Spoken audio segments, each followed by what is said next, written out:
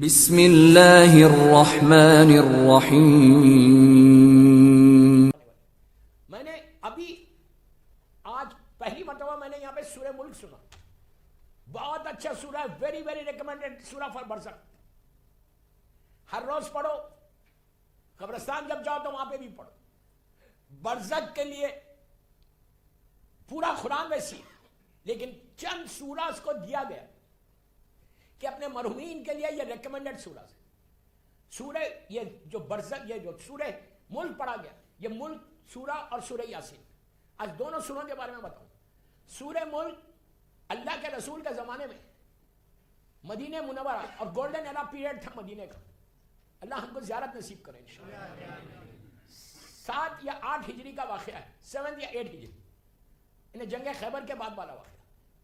مدینہ منورہ میں نماز کے بعد لوگ جو ہے بیٹھتے تھے اور اللہ کے رسول سرکار جو ہے درس دیتے, 10 منٹ 15 منٹ جو بھی. درس ختم ہو گیا تھا. مدینہ کا ایک رہنے والا, مدینہ سٹی کا ریزیڈنٹ, سبھی جانتے تھے اس کو, وہ سفر پہ گیا ہوا. غور سے سنیں, سورہ ملک کی فضیلت بتا, اس کا فائدہ بتا. اور وہ سفر پہ گیا ہوا تھا اور سفر سے وہ واپس آیا تھا. پرانے زمانے میں جو سفر پہ جاتے تھے, جو ٹریول کرتے تھے 1 مہینے کے لیے 8 دن, وہ سفر پرانے زمانے میں 1 دن 2 دن کی کوئی ٹریولنگ نہیں ہوتی تھی. کیمل پہ جانا پڑتا تھا, ہارسز پہ جانا پڑتا تھا, اور مدینے سے مکہ جائیں تو 8 دن 10 دن لگ جاتے تھے. آج آپ 4 گھنٹے 5 گھنٹے میں پہنچ جاتے. جب کوئی ٹریول کر کے واپس آتا تو وہ اتنا تھکا ہوا ہوتا. کیمل کی ٹریولنگ بہت مشکل, دن بھر دھوپ, پوری ڈسٹ آپ کے کپڑوں کے اوپر. تو یہ جو ٹریول کیا تھا مدینے کا رہنے والا, یہ سیدھا مسجد نبوی میں آیا, گیٹ کے پاس پہنچا. لوگ باہر نکل رہے, اب پلیز غور سے سنیں, گیٹ سے باہر نکل رہے مسجد نبوی کے, یہ گیٹ میں انٹر ہو. سب جاننے والے, سب دوست احباب رشتہ دار, ان لوگوں نے کہا کہ تم آ گئے, تو اس نے کہا کہ ہاں میں آ گیا. تو کہا تم سفر سے آ رہے, ڈائریکٹ آ گئے, تو کہا ہاں ڈائریکٹ آ گئے. تو کہا گھر کیوں نہیں جاتے, گھر چلے جاؤ, اتنے تھکے ہوئے معلوم ہو رہے, تمہارے لباس کے اوپر پوری ڈسٹ ہے, ریت پڑی ہوئی ہے. اس نے کہا نہیں, میرے ساتھ ایک واقعہ ہوا, میں رسول سے پوچھنے جا رہا ہوں. جب یہ کہا ایک واقعہ, ایک انسیڈنٹ ہوا میرے ساتھ, تو جو مجمع باہر تھا وہ بھی اندر آ گیا, یہ معلوم کرنے کہ اس کے ساتھ انسیڈنٹ کیا ہوا, واقعہ کیا ہوا. اس نے کہا میرے ساتھ ایک عجیب واقعہ ہوا, میں سرکار سے پوچھنے جا رہا کہ یہ ہے کیا.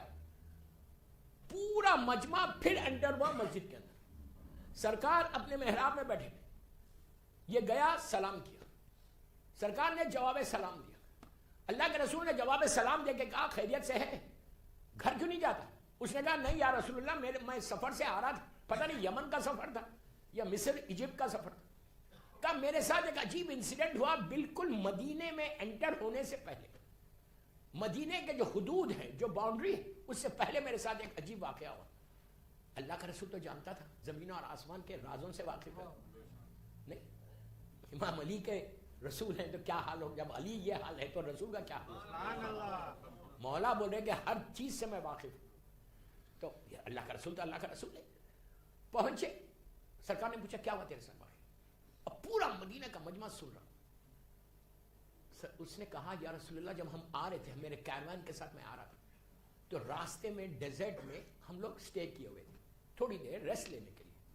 اور میں نے اپنے کیمل کو, ایک ٹریز ہوتے تھے راستے میں, کھجور کے درخت اور جو دوسرے جو ٹریز ہوتے, کہا میں نے اپنے کیمل کو اس ٹری کے پاس باندھ دیا, باندھ کے میں وہیں بیٹھ گیا. اب میرا قافلے والے جتنے میرے ساتھ لوگ تھے وہ لوگ دور بیٹھے ہوئے تھے. یہ کہتے ہیں کہ میں بیٹھا ہوا ہوں, میرے کانوں میں انہیں کئی ہزاروں لوگ, سینکڑوں لوگ, جیسے کوئی آ کے بول رہا مجھے کہ اے بھائی ہم تیرے شکر گزار ہیں, we are really thankful to you. یہ گھبرا گیا کہ یہ آواز کہاں سے آ رہی, ایک آدمی نظر نہیں آ رہا, یہ گھبرا کے بیٹھا, اور کلیئر آواز جیسے کوئی مجمع اور بول رہا کہ ہم تمہارے بڑے شکر گزار ہیں. یہ چاروں طرف دیکھنے لگا کہ ہو رہا کیا. پھر کہتا ہے کہ تھوڑی دیر گزری, 5-6 منٹ, پھر دوسرے کان میں آواز آئی, سیم آواز کہ بھائی ہم تیرے شکر گزار ہیں, we are really thankful to you. اب یہ گھبرا گیا, پتہ نہیں کون سے جن آ گئے. پرانے زمانے میں بھی لوگ جن سے ڈرتے تھے, آج بھی یہ پرابلم ہے, آج بھی یہ مسئلہ ہے. ذرا کوئی پرابلم ہوتی ہے کہ بولتے ہیں مولانا کوئی جن آ گیا اس کے اوپر. ایک چیز یاد رکھو, جن من آتا واتا نہیں ہے. تم علی والے ہو, حسینی ہو, جن من تمہارے پاس نہیں آتا. سمجھ میں آئی بات؟ اس نے جادو کر دیا، اس نے یہ کر دیا. کل کی مجلس میں بولوں گا جادو کا کیا گناہ ہے، برزخ میں اس کا حشر کیا ہونے پڑا. میں چھیڑا نہیں ٹاپک کو. یہ گھبرا گیا، یہ سیدھا کہتا ہے کہ میں آپ کے پاس آیا. آ کے جب سرکار سے یہ واقعہ سنا، اللہ کے رسول نے پہلا جملہ یہ بولا کہ اے اللہ کے بندے، اے عبد خدا، کیا تو سورہ ملک پڑھ رہا تھا؟ تو اس نے کہا کہ آپ کو کیسے معلوم میں سورہ ملک پڑھ رہا تھا؟ تو کہا جہاں بیٹھ کے تو سورہ ملک پڑھ رہا تھا وہاں پہ کئی 100 سال سے وہاں خبریں تھیں، گریوز تھی، لوگ وہاں پہ موجود تھے اندر اور تکلیف میں تھے. جیسے ہی تو نے سورہ ملک شروع کیا ان کے اوپر رحمت خدا آئی. وہ مرحومین تھے جو تیرا شکریہ ادا کر رہے تھے. سورہ ملک کے بارے میں ہے کہ یہ سپرے کا کام کرتا ہے، سپرے کا. آپ جب سپرے ڈالتے ہیں کیسا پھیلتا ہے نا، یہ وہ سورہ ہے. آپ برمنگھم میں بیٹھ کے پڑھ رہے، پوری دنیا میں یہ سپرے جا سکتا ہے. اللہ کی طاقت ہے، قادر مطلق ہے اللہ. کوئی مشکل نہیں ہے اس کو رحمت کو پہنچانے کے لیے، اور رحمت پہنچاتے ہوئے وہ خوش بھی ہوتا ہے.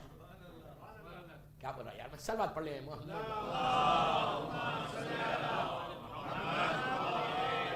تو سورہ ملک از دا موسٹ ریکمنڈیڈ سورہ.